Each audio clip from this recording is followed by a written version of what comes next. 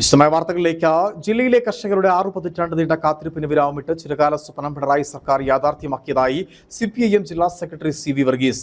ഭൂനിയമ ഭേദഗതി ചട്ടങ്ങൾക്ക് മന്ത്രിസഭ അംഗീകാരം നൽകിയതിൽ ആഹ്ലാദം പ്രകടിപ്പിച്ച് LDF കട്ടപ്പനയിൽ നടത്തിയ യോഗം ഉദ്ഘാടനം ചെയ്ത് സംസാരിക്കുകയായിരുന്നു അദ്ദേഹം.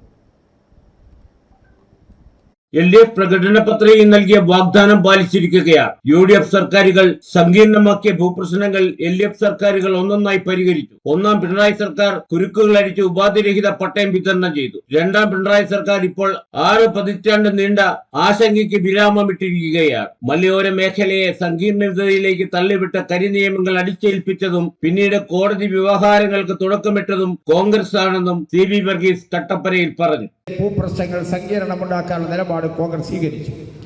അതിന്റെ ഭാഗമായിട്ടാണ്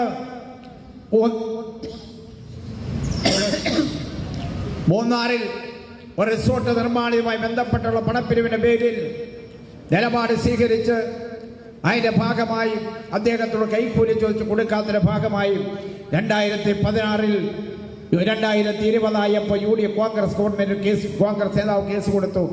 1964 ഭൂവിനിയോഗ നിയമത്തിന്റെ ലംഘനം ഇടുക്കി ജില്ലയിൽ ഉണ്ടായിട്ടുണ്ടോ? ഭൂനിയമ ഭേദഗതി ചട്ടങ്ങൾക്ക് അംഗീകാരം നൽകിയതിൽ ആഹ്ലാദം അർപ്പിച്ച് പ്രവർത്തകർ കട്ടപ്പനയിൽ പ്രകടനം നടത്തി.